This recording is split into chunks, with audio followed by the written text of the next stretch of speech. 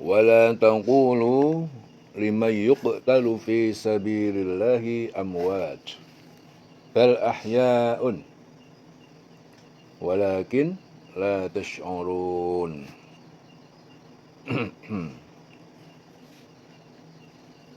Wala taqulu, dan janganlah kalian mengatakan liman yuqtalu, bagi siapa yang dia terbunuh fi sabilillah, di jalan Allah, amwatun, mereka itu telah mati, bal ahya'un, tetapi mereka itu hidup.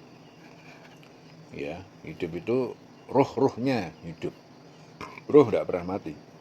Walakin la tash'urun, akan tetapi kalian tidak menyadari, tidak mengetahui. Jadi Ibnu Abbas mengatakan bahwa Umair bin Al-Hammam gugur dalam perang Badar. Lalu Allah menurunkan ayat ini terkait dengan Umair dan sahabat-sahabat yang lain yang gugur sebagai syuhada. Ya, jadi mereka itu hidup di alam lain, ya, dalam alam lain, bukan di alam kita ini, tempat mereka mendapatkan nikmat di sisi Allah. Hanya Allah saja yang mengetahui bagaimana keadaan kehidupan di alam itu. Ya. Jadi ayat ini menerangkan, ya, tentang larangan Allah. Jangan kamu mengatakan bahwa orang yang gugur itu di jalan Allah, gugur mati di jalan Allah, mereka itu mati sama seperti kematian manusia pada umumnya. Ya. Jadi jangan kamu kira dia itu matinya sama seperti manusia yang lain pada umumnya. Ini yang mati di jalan Allah, berjuang. Karena Allah mengatakan bahwasanya mereka tetap hidup, akan tetapi kita tidak menyadarinya. Kehidupan seperti apa yang dimaksudkan Allah tidaklah kita ketahui, kecuali hanya Allah yang tahu. Ya, Rasulullah bersabda, jiwa para syuhada berada di sisi Allah, dalam perut burung berwarna hijau yang terbang di surga kemana saja ia kehendaki. Ya, kemudian ia kembali ke pelita-pelita yang bergantung di bawah arsy. Lalu Allah SWT melihat mereka kemudian bertanya, apakah yang kalian inginkan? Mereka menjawab, ya Tuhan kami, apalagi yang kami inginkan, karena Engkau telah memberikan apa yang tidak Engkau berikan kepada seorang pun, ya, dari makhluk-makhlukmu. Kemudian Allah kembali mengajukan pertanyaan sama kepada mereka. Ya, ketika mereka melihat bahwa mereka tidak bisa menghindar lagi dari pertanyaan tersebut, maka mereka pun berkata, andai kata Engkau izinkan, kami ingin Engkau mengembalikan kami ke dunia dan dapat berperang kembali di jalanmu, sehingga kami mati terbunuh karena Engkau untuk kedua kalinya. Ya, mereka lakukan yang demikian itu karena mereka mengetahui pahala orang yang mati syahid. Ya, dan Allah berfirman, sesungguhnya aku telah menetapkan bahwasanya mereka tidak akan kembali lagi ke dunia. Jadi orang yang sudah mati tidak akan pernah kembali lagi ke dunia. Janganlah kamu mengatakan orang-orang yang terbunuh di jalan Allah. Jadi mereka berjuang di jalan Allah hingga terbunuh. Jangan kamu mengatakan mereka itu mati. Ya, sebenarnya mereka itu hidup, tetapi kamu tidak menyadarinya. Walanabluwannakum, dan sungguh kami akan menguji, ya, iman, menguji kalian. Menguji kalian itu menguji iman kalian, bisyai'in, dengan sesuatu minal khauf, dari ketakutan terhadap musuh, wal ju' dan kelaparan, wa naqsin minal amwal, dan kekurangan harta-harta, wal anfusi, dan jiwa-jiwa, was samarat, dan buah-buahan. Wa basyiris sabirin, berikan kabar gembira bagi orang-orang yang sabar terhadap cobaan. Wa basyiris sabirin alladzina idza asabathum musibatun, yaitu orang yang apabila menimpa kepada mereka suatu musibah atau pencobaan, qalu, mereka berkata, inna lillahi, sungguhnya kami ini milik Allah, wa inna ilaihi rajiun, dan sungguhnya kami ini kepada Allah kita akan kembali, yaitu di akhirat. Ulaika alaihim sholawatun, mereka itulah, ya, atas mereka sholawat ataupun ampunan, min rabbihim, dari Tuhan mereka, warahmatun, dan rahmat, kasih sayang. Wa ulaika humul muhtadun, dan mereka adalah orang-orang yang mendapatkan petunjuk ke jalan kebahagiaan. Innalillahi wa inna ilaihi raji'un, sungguhnya kami milik Allah, kami akan kembali kepada Allah. Jadi kalimat ini dinamakan kalimat istirja', Itu pernyataan kembali kepada Allah disunahkan menyebutnya pada waktu ditimpa musibah, baik besar ataupun kecil. Ya. Jadi ayat ini menerangkan tentang pernyataan Allah bahwasanya Dia pasti akan memberikan cobaan kepada manusia dengan sedikit ketakutan, seperti takut akan ancaman manusia, ancaman binatang buas, bencana alam, dan lain sebagainya. Kelaparan, ya. Seperti karena tidak ada yang dapat dia makan, ya, kekurangan harta, kerugian, perdagangan, kebakaran, kekurangan jiwa itu seperti apa? Kematian, wanaksin minal amwal wal anfus was samarat. Ya, kekurangan harta, kekurangan jiwa. Ya, kekurangan jiwa itu seperti kematian, keluarga, dan lain sebagainya. Wasamarat, buah-buahan itu seperti pohon-pohon tidak menghasilkan buah pada musimnya, atau kekeringan yang menyebabkan tanaman tidak tumbuh. Ya, kesemuanya itu adalah ujian dari Allah guna meningkatkan keimanan seseorang kepada Allah. Jadi apabila mereka bersabar terhadap ujian yang diberikan Allah, maka Allah memerintahkan kepada Rasul untuk memberikan kabar gembira kepada orang-orang yang sabar. Orang sabar itu orang yang apabila ditimpa musibah mengucapkan innalillahi wa inna ilaihi raji'un, bahwa kita itu milik Allah, kita akan kembali kepada Allah lagi. Mereka itu orang-orang yang mendapatkan keberkahan yang sempurna, ya, di dunia dan di akhirat. Jadi mereka itu mendapatkan rahmat dari Allah berupa surga yang penuh kenikmatan. Itu ciri-ciri orang yang mendapat petunjuk dari Allah. Ya. Ummu Salamah mengatakan apa? Aku pernah mendengar Rasulullah bersabda, tidaklah seorang hamba itu ditimpa satu musibah lalu ia mengucapkan innalillahi wa inna ilaihi raji'un. Ya, kami milik Allah dan kita kembali kepada Allah, dan menambah doa, ya Allah berilah pahala dalam musibahku ini dan berikanlah aku ini ganti yang lebih baik padanya, melainkan Allah akan memberikan padanya pahala dalam musibah itu dan memberi ganti kepadanya dengan yang lebih baik. Ya, kemudian kata Ummu Salamah selanjutnya, ketika Abu Salamah, yaitu suaminya, meninggal dunia, maka aku mengucapkan apa yang diperintahkan Rasulullah kepadaku, maka Allah memberikan ganti kepadaku yang lebih baik dari Abu Salamah, yaitu Rasulullah SAW. Hadis diriwayatkan Imam Muslim.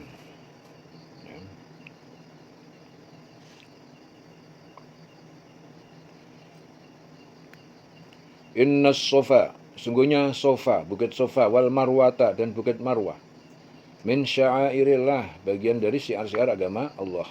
Faman hajjal baita, dan siapa yang beribadah haji atau mengunjungi rumah Ka'bah ini, awi i'tamara, atau berumrah, fala junaha alaihi, maka tidak ada dosa atasnya, an yattawafa, untuk bertawaf bersa'i bihima, di antara keduanya, yaitu Sofa Marwa. Wa man tatawwa'a khairan, dan siapa yang sukarela mengerjakan kebajikan, ya, fa innallaha syakirun alim, sungguhnya Allah Maha mensyukuri, ya, Maha mensyukuri, memberi pahala atas ketaatan, ya, alim, Maha mengetahui. Sini Asim bin Sulaiman bertanya kepada Anas tentang Sofa dan Marwa. Anas berkata, menurut kami ritual di antara keduanya itu merupakan kebiasaan jahiliyah. Oleh karena itu ketika Islam datang, kami tidak melakukan sa'i di antara keduanya. Kemudian Allah menurunkan ayat, ya, bahwasanya Sofa dan Marwah merupakan bagian dari syiar agama Allah. Ya. Maka barang siapa beribadah haji ke Baitullah atau umrah, tidak ada dosa baginya mengerjakan sa'i antara keduanya. Barang siapa dengan sukarela, ya, mengerjakan kebajikan, maka Allah Maha mensyukuri, Maha mengetahui. Jadi tempat-tempat beribadah kepada Allah, ya, syiar agama Allah, ya, ke Baitullah, berumrah, sa'i. Ya, jadi sa'i itu apa? Berjalan dan berlari kecil 7 kali antara Safa dan Marwah ketika melakukan ibadah haji ataupun umrah. Jadi Allah mengungkapkan dalam perkataan apa? Tidak ada dosa sebab bagian apa, sahabat itu keberatan mengerjakan sa'i, ya, karena tempat itu bekas tempat berhala dan pada masa jahiliyah, ya, jadi tempat itu digunakan sebagai tempat sa'i. Jadi akhirnya Allah menurunkan ayat sebagai untuk menghilangkan rasa keberatan. Jadi tempat itu tempat berhala, mau digunakan sa'i dia keberatan. Ya, akhirnya Allah menurunkan ayat supaya dia tetap semangat dalam mengerjakan sa'i. Ya. Wa man tatawwa'a khairan fa innallaha syakirun alim. Sungguh Allah itu Maha mensyukuri, Maha mengetahui. Ya. Jadi ayat ini menerangkan tentang sa'i antara Safa dengan Marwah. Bahwasanya pada zaman jahiliyah itu dulu, orang-orang yang telah mengerjakan sa'i, mereka berpendapat bahwasanya sa'i antara Safa dan Marwah itu bagian daripada kepercayaan di zaman jahiliyah. Ya, sehingga setelah kedatangan Islam, mereka tidak mau melaksanakan sa'i di antara keduanya karena takut bahwasanya melaksanakan sa'i itu bukan perintah Allah. Ya, jadi setelah datang perintah Allah bagi orang berhaji ke Baitullah dan berumrah untuk mengerjakan sa'i antara Safa dan Marwah, baru mereka mau mengerjakan sa'i.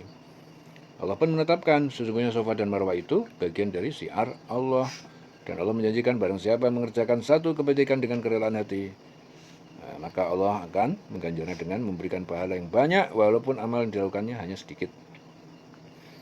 Ya, akan tetapi amal tersebut harus dilakukan dengan niat karena Allah, karena Dia adalah Zat yang Maha mensyukuri, lagi Maha mengetahui apa yang kita sembunyikan, ya, dari apa dan apa yang kita lahirkan.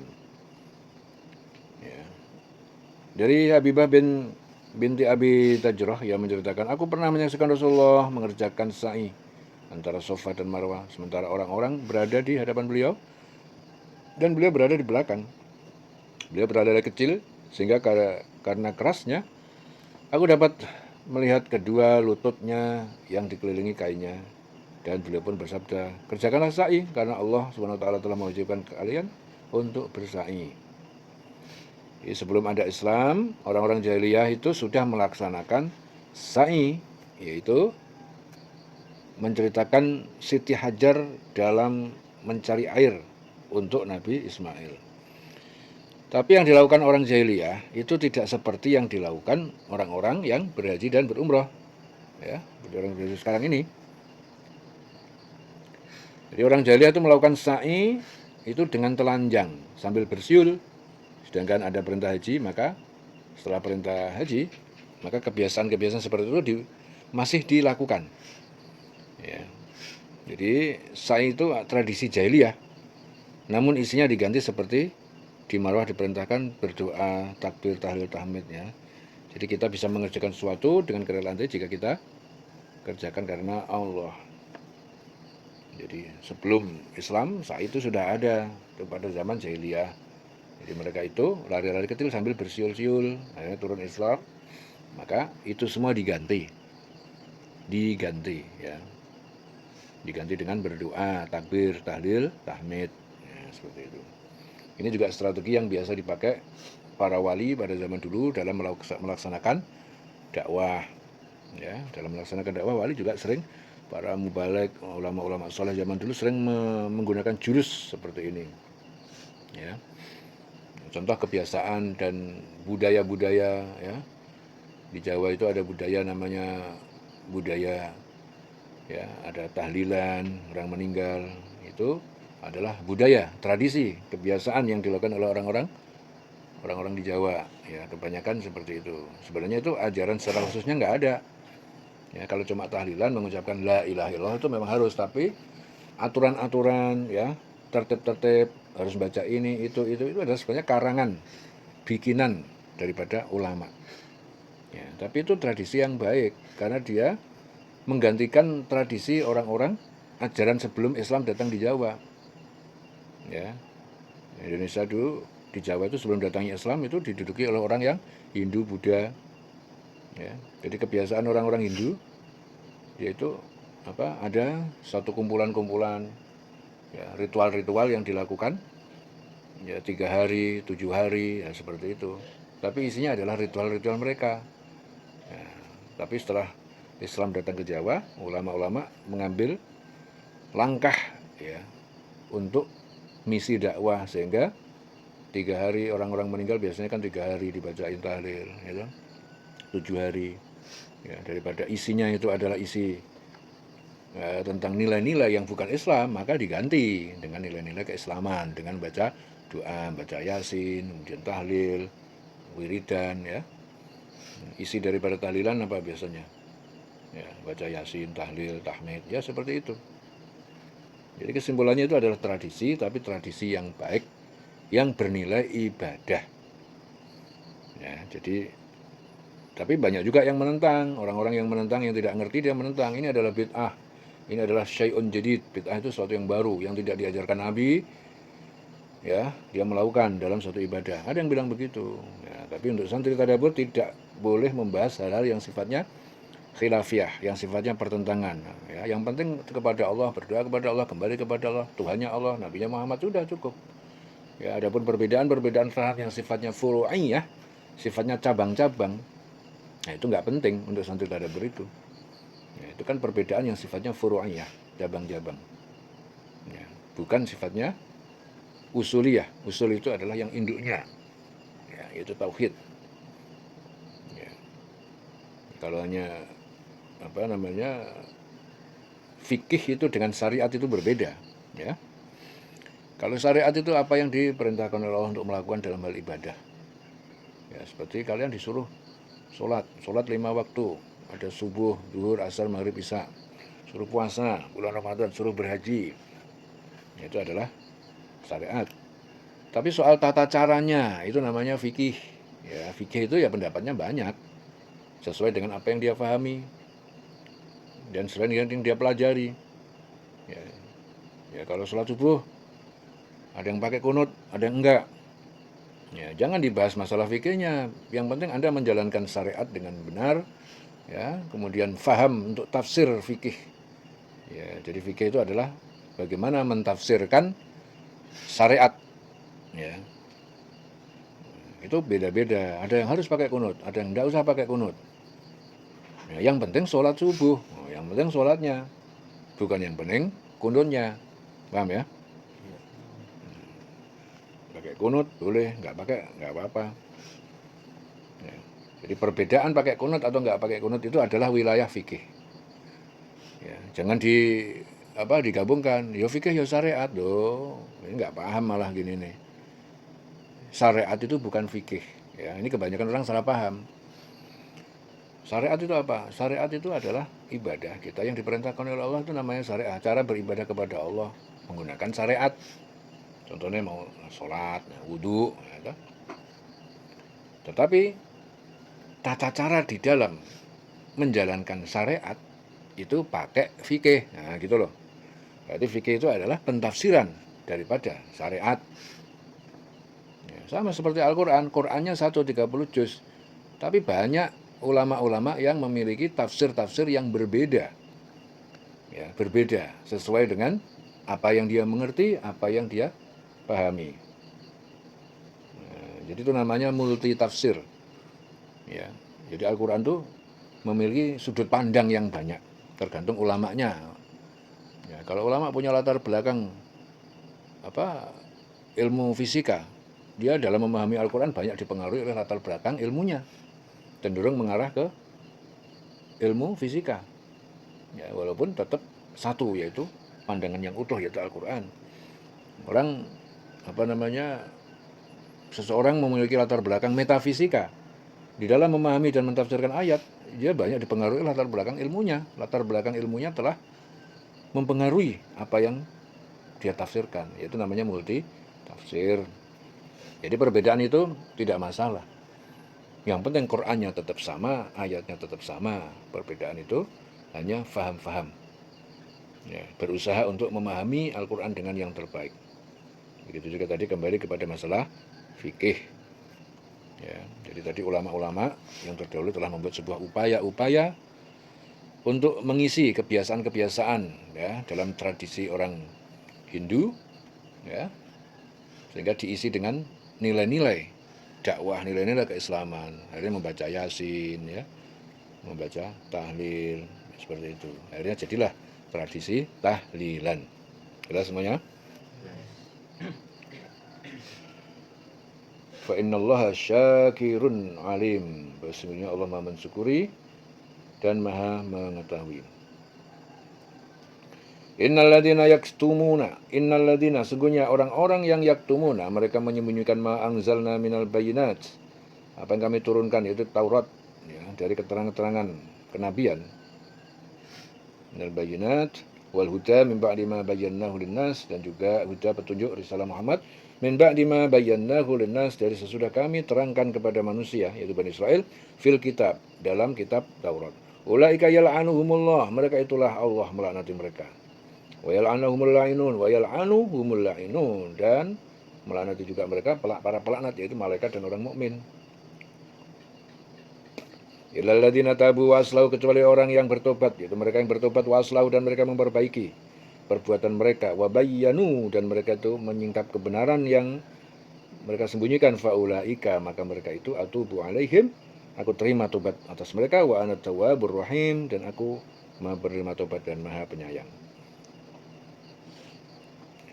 Innal ladzina kafaru wa matu, sungguhnya orang yang kafir, wa matu, dan mereka mati, wa hum kuffarun, sedangkan mereka dalam keadaan orang kafir, ulaika alaihim la'natullah, mereka itu adalah bagi mereka kutukan laknat Allah wal malaikah, dan kutukan para malaikat, wan nas ajmain, dan kutukan manusia semuanya, ya, kutukan manusia semuanya. Khalidina fiha, mereka adalah orang-orang yang kekal dalam kutukannya. La yukhaffafu anhumul adab, tidak diringankan atas mereka siksaan, walahum yungdurun, dan tidak juga mereka diberi penangguhan siksa, yungzurun, penangguhan siksa. Ya. Innal ladzina yaktumuna ma anzalna minal bayyinat, jadi orang-orang, ya, yang menyembunyikan apa yang telah diturunkan berupa keterangan dan petunjuk. Ya, jadi ini Ibnu Abbas itu berkata, suatu ketika Mu'ad bin Jabal, Sa'ad bin Mu'az, dan Kharijah bin Zaid itu bertanya kepada golongan pendeta Yahudi tentang isi kandungan Taurat.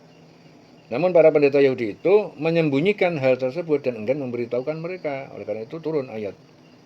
Sungguh orang-orang yang menyembunyikan apa yang telah kami turunkan berupa keterangan-keterangan dan petunjuk setelah kami jelaskan kepada manusia, itu dalam kitab Al-Quran, mereka adalah orang yang dilaknat, ya, dan dilaknat oleh Allah dan dilaknat oleh para pelaknat,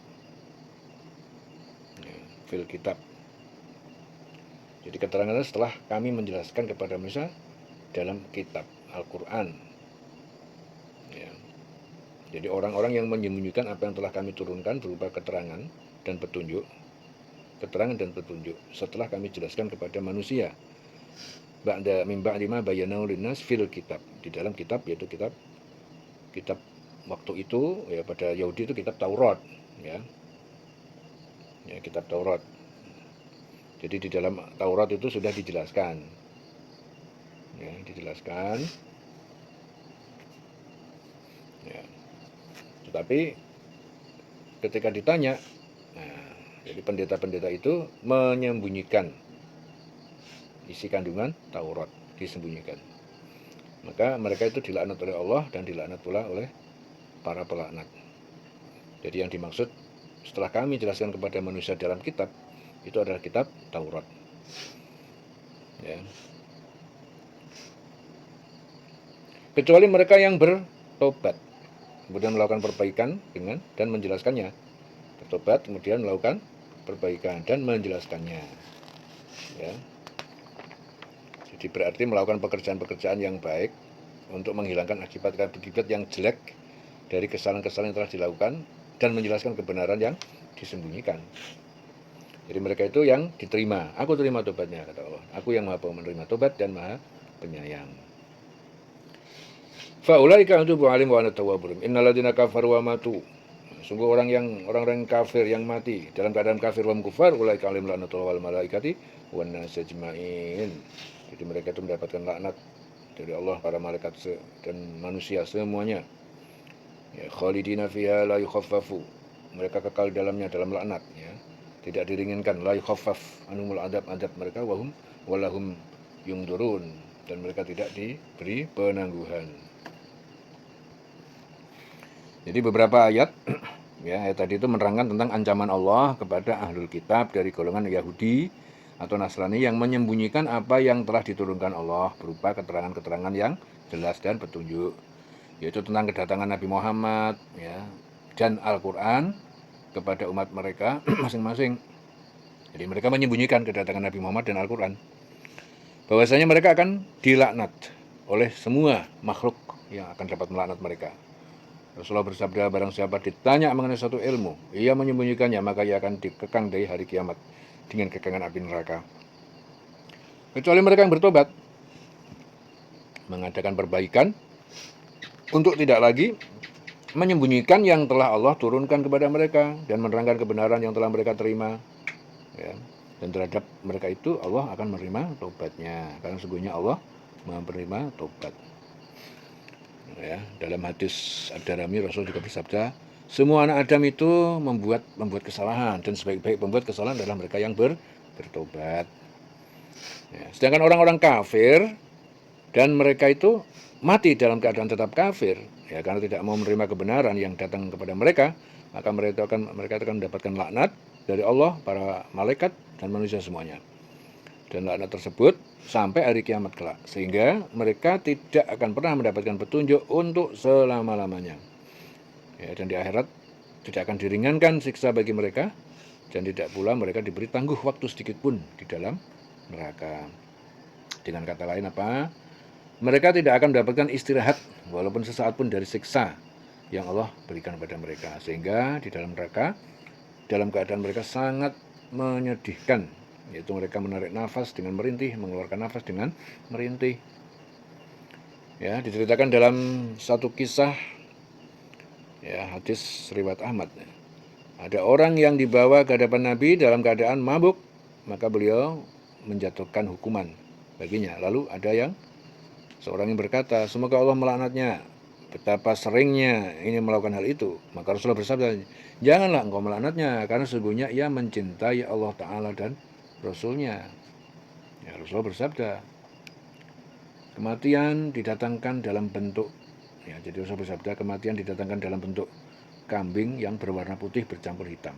Kemudian ia disembelih di antara surga dan neraka. Lalu dikatakan, wahai penghuni surga, kekalah di dalamnya dan tidak ada kematian selama-lamanya. Wahai penghuni neraka, kekalah di dalamnya dan tidak ada kematian selama-lamanya. Ini hadis Bukhari Muslim.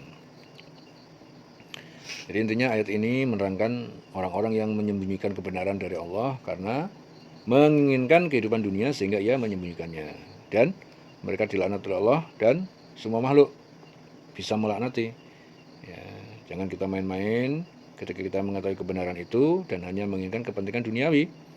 Kita harus tegas dalam menjalankan hukum dan dalam kehidupan.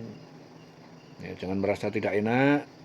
Jika kita merasakan seperti itu, maka kita termasuk menyembunyikan kebenaran. Ada kebenaran kita nggak mau nyampaikan karena kita nggak enak mau nyampein. Jadi ketika kita tidak menyembunyikan kebenaran, maka kita akan aman. Namun tantangannya awal berat, ya, setelah itu akan ringan. Ya. Tapi kalau kita menyembunyikan kebenaran, maka kita akan diajak orang kepada hal yang jelek. Ya, laknat itu adalah doa yang menginginkan seseorang itu celaka, ya, itu laknat. Allah mengajak manusia agar bisa selamat, namun manusia menutup-nutupi kebenaran. Ya, wa ilahukum ilahun wahidun, dan tunggu Tuhan kalian, wa ilahukum, yang kalian sembah, ilahun wahid, adalah Tuhan yang esa, yang satu, la ilaha, tidak ada Tuhan yang berhak disembah illa, kecuali huwa, hanya dia yang esa, ar-Rahman ar-Rahim, yang maha pengasih maha penyayang. Ya. Jadi dalam ayat ini sifat dan perbuatannya menerangkan, Allah itu menerangkan sifat Allah dan perbuatan Allah, bahwasanya dia Allah itu Tuhan yang esa, tidak ada yang Tuhan yang selain dia, dan tidak ada satupun sekutu baginya, dan hanya Allah yang memberikan manfaat dan madarat. Jadi Allah itu zat yang maha pengasih, dia memberikan segala sesuatu yang dibutuhkan hambanya, walaupun hambanya tersebut mendurhakainya. Dia tetap dikasih sama Allah, atau menyekutukannya, tetap Allah kasih juga. Allah juga yang maha penyayang, dia akan memberikan surganya yang penuh nikmat kepada hambanya yang beriman. Ya, kalau ada kasih, ada sayang. Kalau kasih itu semua makhluknya dikasih, tapi kalau sayang khusus, ya, yang iman disayang sama Allah, beramal soleh, mentaati semua perintahnya, menjauhi larangannya. Ya. Dalam salah satu hadis qudsi Allah berfirman, aku sangat tidak membutuhkan sekutu. Barang siapa melakukan suatu amal yang di dalamnya ia menyekutukan ya, pada selain aku, maka aku meninggalkannya dan sekutunya. Itu hadis Muslim. Ya, kita di sini melihat tentang sifat dan perbuatan Allah. Tidak ada Tuhan selain Dia. Definisi Tuhan itu adalah yang dapat mendatangkan manfaat madorot. Ya. Itu hanya Allah. Kalau kita tidak mengisahkan Allah, berarti kita menyekutukan Allah. Masih ada keyakinan kita kepada selain Allah yang dapat memberikan manfaat dan madorot. Nah, di sini dituntut kebersihan daripada keyakinan itu sendiri. Bahwa sesungguhnya Tuhanmu itu adalah Tuhan yang Maha Esa. Jadi ketika ada pemikiran kita, ada yang dapat memberikan selain Allah yang dapat memberikan manfaat dan madorot, berarti Allah itu tidak Esa. Kalau ada keyakinan seperti itu yang salah. Disitulah letak kita menyekutukan Allah.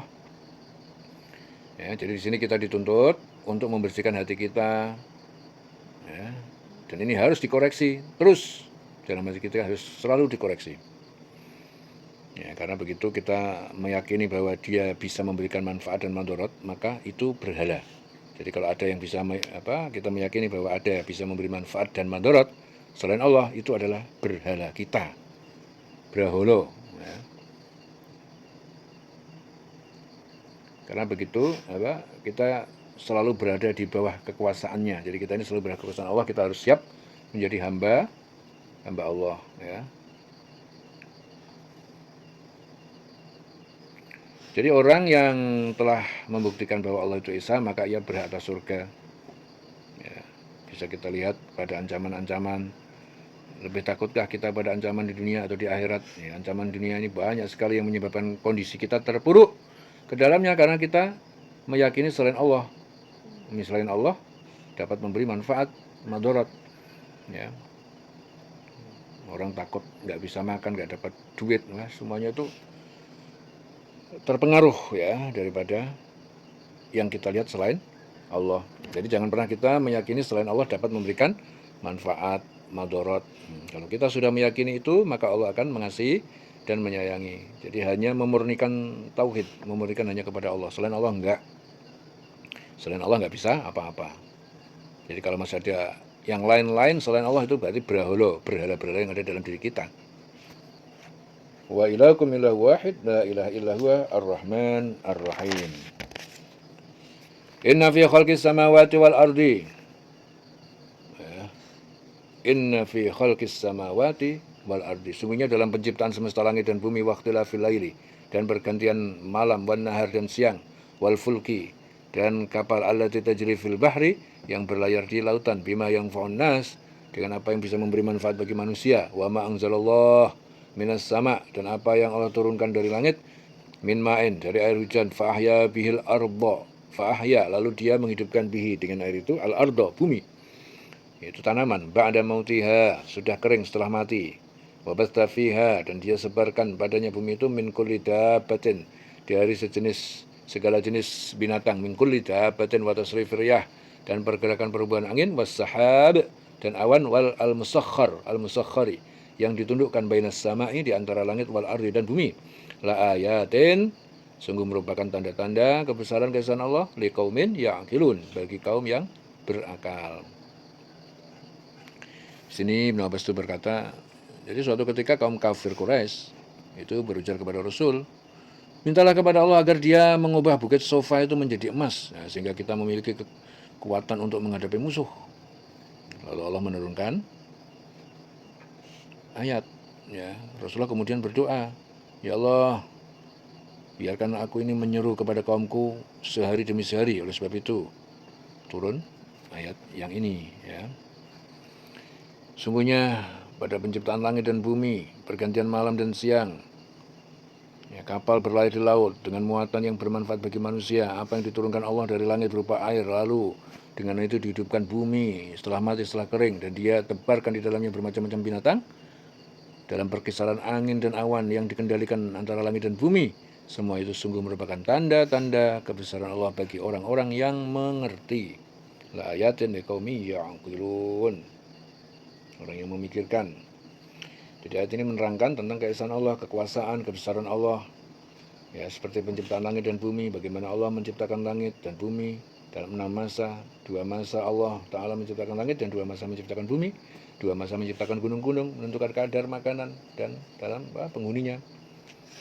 Allah menjadikan silih bergantinya malam, siang, ya, yaitu bagaimana Allah menciptakan matahari, bumi beredar pada garis edarnya, sehingga yang mendapatkan sinar matahari di bumi itu akan terang, ya, dinamakan siang, sedangkan yang tidak mendapatkan matahari dinamakan gelap, yaitu jadinya malam. Lalu itu terus bergantian sampai datangnya waktu kiamat, agar kiranya manusia itu mengetahui bilangan tahun, perhitungan waktu. Ya, jadi Allah itu menjadikan bahtera yang berlayar di laut. Bahtera itu mengapung di atas air karena kekuasaannya dan bermanfaat untuk membawa apa yang berguna bagi manusia dari satu tempat ke tempat lain. Dan Allah menurunkan dari langit air hujan, lalu dengan air itu menghidupkan bumi yang kering, yang mati. Ya. Jadi air itu sesuatu yang sangat bermanfaat bagi kehidupan di bumi. Karena tanpa air tidak akan mungkin ada kehidupan. Ya, baik untuk manusia, hewan, tumbuh-tumbuhan. Jadi Allah Ta'ala menurunkan air di bumi manapun yang dia kehendaki. Kemudian dia menciptakan, menebarkan di muka bumi segala jenis hewan untuk kebutuhan manusia. Ya, pengisaran angin, awan yang dikendalikan antara langit dan bumi, semuanya berguna untuk menentukan di bumi mana air yang akan diturunkan. Ya, dan pengisaran angin juga berguna untuk mengawinkan tumbuh-tumbuhan juga agar pepohonan dapat mengeluarkan buahnya. Jadi semua itu adalah tanda-tanda keesaan, kekuasaan, kebesaran Allah bagi kaum yang berpikir. Ya, jadi kalau yang tidak mikir nggak ngerti kayak gitu itu. Bahwasanya tidak ada satupun yang dapat berbuat seperti itu kecuali hanya Allah. Ya, sehingga bagi orang yang berpikir tentang keesaan, kekuasaan, kebesaran itu akan menambah bagi mereka keimanan. Ya, hanya orang yang mikir yang bisa ngerti kayak gini. Rasulullah bersabda, Allah menciptakan tanah pada hari Sabtu, menciptakan gunung di bumi pada hari Ahad, Allah menciptakan pepohonan di bumi pada hari Senin, menciptakan hal-hal yang dibenci pada hari Selasa, menciptakan cahaya hari Rabu, menyebarluaskan binatang pada hari Kamis, dan menciptakan Nabi Adam setelah asar pada hari Jumat. Ya, sebagai ciptaan terakhir, ya, pada saat paling akhir hari Jumat, yaitu antara waktu asar sampai malam. Ini hadis dari Abu Hurairah diriwayatkan oleh Ahmad. Ya.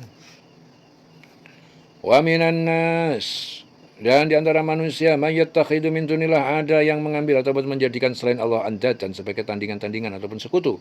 Yuhibbunahum, mereka mencintai, mentaati sekutu itu, kahubillah, seperti mencintai Allah. Walladzina amanu, dan orang-orang yang beriman, asyadu hubbanillah.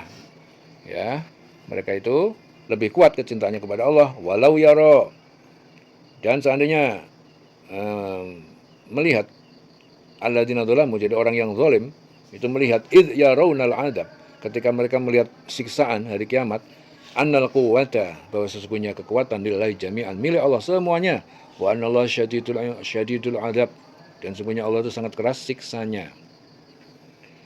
Allah sangat keras siksanya.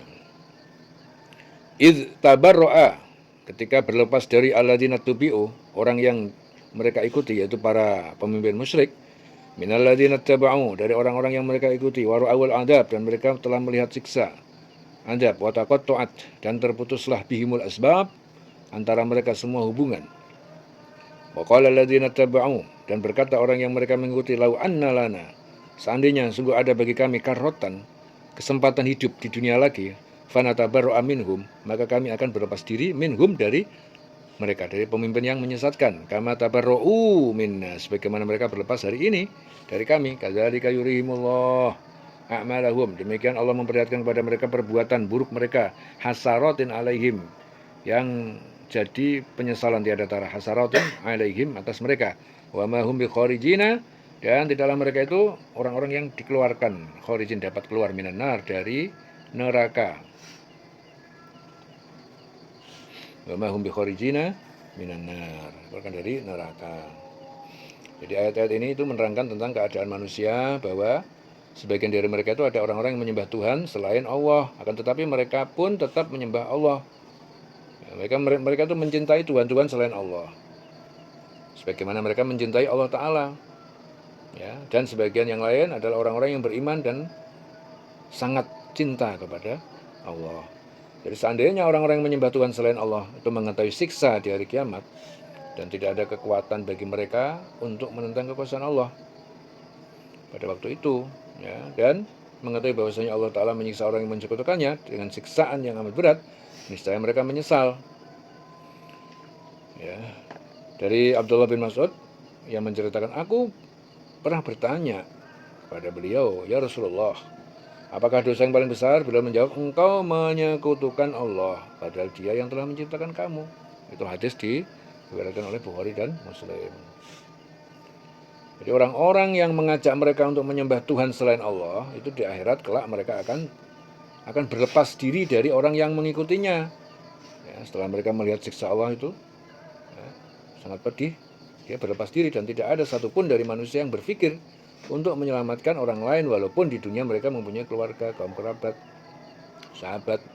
Mereka hanya berpikir bagaimana menyelamatkan diri sendiri. Ya, mereka tidak mau disalahkan oleh orang mengikutinya. Kenapa mereka mengajak orang-orang yang mengikutinya untuk menyekutukan Allah? Ya, mereka tetap menyalahkan orang-orang yang mengikutinya. Ya, jadi nggak mau bertanggung jawab. Kenapa mereka mau ikut dengan ajakan mereka itu? Ya, dan berkata orang-orang yang mengikuti dengan penuh penyesalan. Jadi yang mengikuti karena dimasuk neraka, akhirnya dia bilang, seandainya kami diizinkan Allah untuk dapat kembali ke dunia, pasti kami akan berlepas diri dari mereka sebagaimana mereka sekarang ini berlepas diri dari kami. Sudah terlanjur kena adab, dia bilang, kalau seandainya aku dikasih Allah izin boleh balik ke dunia, saya akan berlepas diri. Ya. Seperti orang-orang itu yang dulu membawa kita ke neraka, yang membuat sesuatu yang mengakibatkan kita itu ikut dia dan tersesat. Ya, seperti sekarang dihukum. Ya. Jadi demikian Allah memperlihatkan kepada mereka perbuatan mereka dulu. Ya. Jadi banyak sekali ya, kelihatannya apik, jebul-jebul orang itu nggak baik, ngajak orang, ya kan, akhirnya masuk neraka. Nah, orang yang ngikutin jadi nyesal, kenapa aku kok ikut kamu gitu loh. Dan orang diikuti juga nggak mau tanggung jawab, dia sendiri berlepas, salah sendiri kamu ikut. Ya. Rasulullah bersabda, seorang anak Adam sebelum menggerakkan kakinya pada hari kiamat itu akan ditanya tentang 5 perkara. 1, tentang umurnya, untuk apa dihabiskan. 2, tentang masa mudanya, ya, apa yang telah dilakukan. 3, tentang hartanya, dari sumber mana dia peroleh. Dan 4, dalam hal apa ia membelanjakan harta itu. 5, tentang ilmunya, ya, mana yang diamalkan itu ilmu yang mana. Jadi ada orang-orang yang menyembah tandingan-tandingan itu selain Allah, yaitu mereka yang meyakini bahwa ada yang dapat memberikan manfaat, mandorot selain Allah. Itu namanya orang-orang yang menyembah tandingan-tandingan selain Allah. Jadi yang dimaksud menyembah tandingan selain Allah itu adalah berhala-berhala yang lebih banyak diikutin.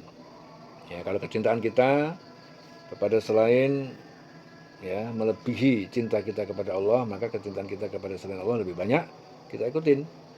Ya, kita seorang mencintai selain Allah, ya, jadi itu namanya apa? Tandingan-tandingan, ya. Tandingan-tandingan.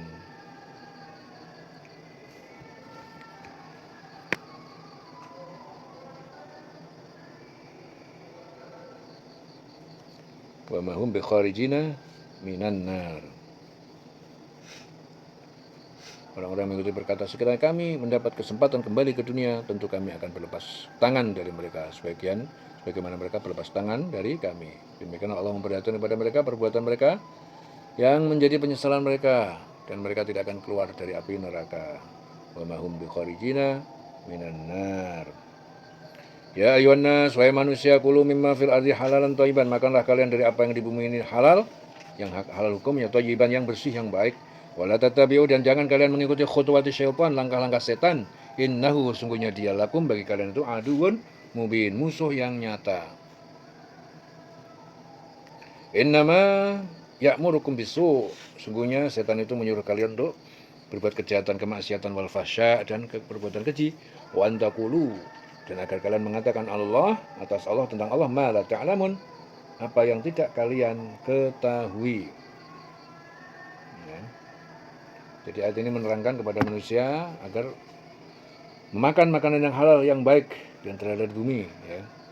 Jadi yang dimaksud halal itu halal barangnya, itu bukan sesuatu yang diharamkan, ya, seperti daging babi, anjing, darah binatang buas, minuman yang memabukkan dan lain-lain. Halal cara memperolehnya, yaitu mencari rezeki harus dengan apa yang telah disyariatkan oleh Allah, bukan mencari rezeki dengan cara yang dilarang seperti menipu, mencuri, merampas secara zalim dan sebagainya. Jadi ada pun yang dimaksud dengan baik itu apa? Makanan yang apabila dimakan tidak berdampak pada kesehatan, seperti, ya, daging yang berdampak, ya, orang berpenyakit, ya, darah tinggi, gula, ya, kencing manis dan sebagainya. Jadi tubuh kita itu harus dimonitoring, ya. Kalau dia berlebih-lebihan jadinya tidak seimbang. Kebanyakan makan daging kambing ya bisa juga darah tinggi. Ya, gula akan berdampak, kencing manis dan sebagainya. Jadi semuanya yang penting yang halal itu dimakan, tetapi harus menggunakan ukuran. Jangan berlebihan, ya. Sesuai dengan kemampuan tubuh. Ya. Semua yang halal baik, jangan diharamkan yang halal, tetap boleh dimakan tapi diukur dengan kemampuan, jangan berlebihan. Nah, kalau tubuh kita itu menggunakan porsi yang standar, cukupnya, tidak berlebihan, insya Allah sehat. Yang membuat sakit itu karena apa? Selalu berlebih-lebihan. Ya. Rasulullah bersabda, Allah berfirman, sungguhnya setiap harta yang aku anugerahkan kepada hamba-hambaku adalah halal bagi mereka. Dan aku pun menciptakan hamba-hambaku berada di jalan yang lurus. Lalu datang setan kepada mereka dan menyesatkan mereka dari agama mereka, serta mengharamkan atas apa yang telah aku halalkan bagi mereka. Itu hadis diriwayatkan Muslim. Dan Allah itu mengingatkan kepada manusia bahwa sesungguhnya setan adalah musuh yang nyata. Karena setan-setan selalu membisikkan kepada manusia agar berbuat kejahatan, keji, seperti merampas harta orang lain, dolim, berbuat maksiat, ya, minum khamr. Yang lebih berat lagi, setan mengatakan terhadap Allah apa yang tidak mereka ketahui, seperti kemusyrikan, bid'ah. Ya, jadi kemusyrikan yang mereka lakukan seringkali mereka atas namakan. Jadi mereka mengatasnamakan Allah. Ya, contohnya apa? Mereka mengadakan ritual tolak bala, ya, dengan memberikan sesaji kepada setan-setan. Ya, akan tetapi yang mereka baca adalah ayat-ayat Al-Quran, dan yang sering dibaca adalah surat Yasin, sholawat. Ya, padahal mereka menyekutukan Allah. Ya, sedang mereka itu tidak menyadari akan perbuatan tersebut, dan mereka mengada-adakan suatu amal ibadah yang tidak pernah dicontohkan oleh Rasulullah. Ya, seringkali terjadi seperti itu. Jadi orang itu melakukan ritual, ya, dia seakan-akan mengatasnamakan Allah. Ya, ritual tolak bala, akhirnya memberikan sesaji dikasihkan pada setan-setan. Akan tetapi yang dibaca ayat-ayat Quran, ya, biasanya mau Yasin, mau sholawat, tapi sesaji yang dibikin setan, untuk setan, gimana? Ya. Rasul bersabda, barang siapa mengecoh umatku, ini sabda Nabi, hadis diriwayatkan Darul Qutni, siapa yang mengecohkan umatku maka atasnya laknat, kutukan Allah, malaikat-malaikat, manusia seluruhnya. Ditanyakan, wahai Rasul, apakah yang dimaksud mengecoh umat engkau? Beliau bersabda, ia mengadakan bid'ah, ia mengajak manusia untuk mengikutinya. Ya, ini bahaya nih, ya. Mengajak orang cari pengikut. Ya, jadi di masyarakat ini banyak juga terjadi. Ya, orang itu tidak paham agama, belum paham Quran, belum paham tentang hidup, ya, karena melihat bahwasanya Allah itu memberikan rezeki yang banyak kepada orang yang berjuang di jalan Allah. Akhirnya dia pura-pura jadi pejuang, ya, pura-pura jadi orang yang ahli agama, mengecohkan dia dengan pakaian dia, penampilan dia, agar supaya orang itu percaya dengan dia, agar supaya dia itu diikuti banyak orang. Ya. Akhirnya dia jadi orang yang banyak pengikutnya. Orang-orang terkecoh seakan-akan dia orang alim. Padahal dia orang yang sesat, orang yang dibenci Allah, orang yang musuh Allah. Ya. Jadi banyak sekali orang awam yang tersesat dari jalan itu, banyak sekali.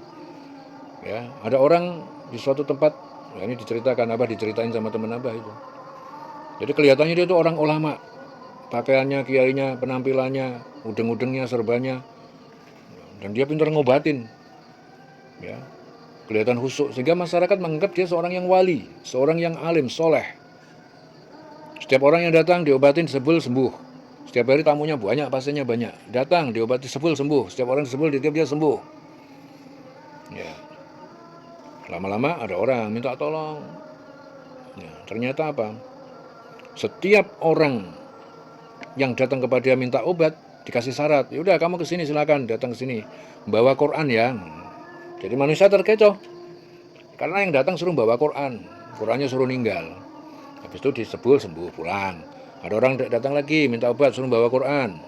Kan manusia terkecoh. Kan bawa Quran kan baik. Pikirannya begitu. Nah, jadi suatu saat orang itu meninggal. Mati orangnya itu. Begitu orangnya mati dari kubur. Suatu saat masih ada lagi orang yang datang minta tolong. Begitu datang ke rumahnya karena orang udah meninggal, yang keluar anaknya. Oh bapak udah meninggal. Nah terus gimana nih, saya butuh obat, butuh pertolongan ini.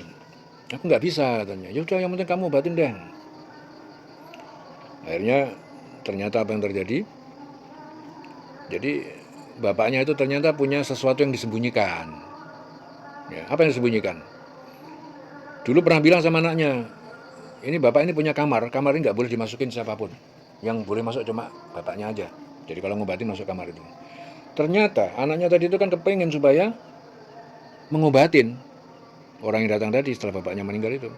Ya sudahlah, aku tak masuk ruangan yang biasanya bapaknya semedi itu untuk ngobatin orang. Ternyata kaget begitu kamar itu dibuka, di dalamnya itu terdapat tumpukan Quran yang baunya pesing. Ternyata Quran itu dikencingin. Jadi kalau dia mau ngobatin orang, ya supaya orang itu sembuh, dia dibisikin sama setan. Quran itu disuruh ngencingin. Jadi Quran dikencingin, tumpuk-tumpuk di situ. Akhirnya orang itu dibikin sembuh, dibantu sama setan sembuhnya. Ya.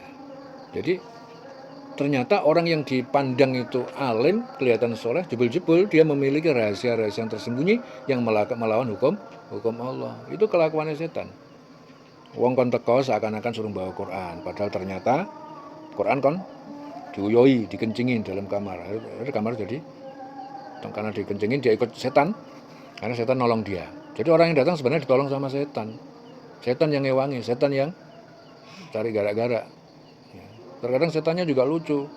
Jadi orang itu sebenarnya nggak sehat-sehat aja sebenarnya, tapi sengaja dirasukin sama setan, dicekek lehernya biar kelihatan sakit. Yang digandoli sama setan. Begitu dibawa ke orang itu, setelah disuruh menghinakan Quran, ya ngencingi Quran dan sebagainya, akhirnya setannya diketik. Wis kono lunga kowe. Akhirnya yang nekek leher, setannya mencolot.